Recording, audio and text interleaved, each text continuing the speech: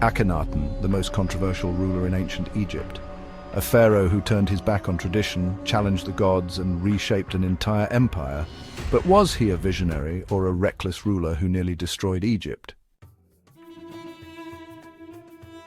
Born as Amenhotep IV, he was the son of Pharaoh Amenhotep III and Queen Tiye. His mother, Queen Tiye, was no ordinary royal wife. She was powerful, intelligent, and deeply influential in the Egyptian court. Many believe she shaped young Akhenaten's beliefs, particularly his fascination with a single god, Aten, the sun disk. When he ascended the throne, he made the most shocking decision in Egyptian history. He abandoned Egypt's traditional gods and introduced a single god, Aten. This wasn't just a religious shift, it was a direct attack on the powerful priesthood of Amun, who controlled vast amounts of wealth and land. But Akhenaten didn't stop there.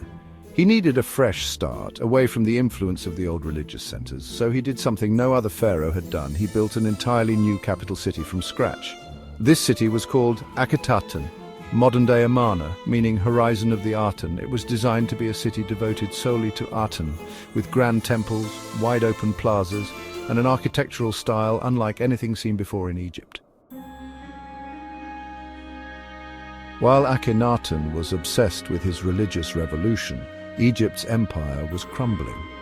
The country's military and economy were neglected. Letters from foreign rulers, known as the Amarna letters, begged Egypt for military assistance, as enemy forces threatened Egyptian territories in the Middle East, but Akhenaten refused to act. He believed that Aten's divine protection was more important than military intervention, and as a result, Egypt lost valuable territories to the Hittites, its greatest rival. His generals and officials grew frustrated, seeing their empire weakening, while their king focused solely on religion.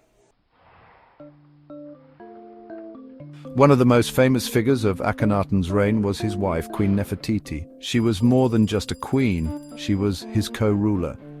Some scholars believe she held almost as much power as Akhenaten himself, even appearing in royal depictions wearing the pharaoh's crown. Together they had 6 daughters, and it's believed that at least one of them, Akhetaten, later ruled for a short time. But Akhenaten's personal life remains a mystery. Some evidence suggests he may have married one of his own daughters, a common practice in Egyptian royalty.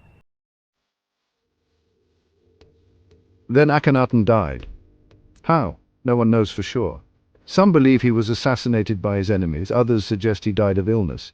What is certain is that his religious revolution collapsed almost immediately after his death. His city, Akhetaten, was abandoned and left to the desert. His successor, Tutankhaten, his own son, was quickly placed on the throne. But under the influence of powerful advisors, he was forced to change his name to Tutankhamun, restoring the worship of Amun. The temples of Aten were destroyed, Akhenaten's statues shattered, and his name erased from history. Akhenaten's dream of a monotheistic Egypt died with him, but his story didn't.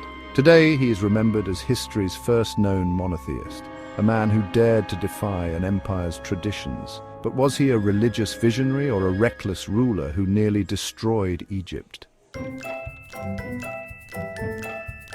What do you think? Let us know in the comments. And if you enjoyed this, follow, like, and subscribe to Zoom In. Chill out for more fascinating history.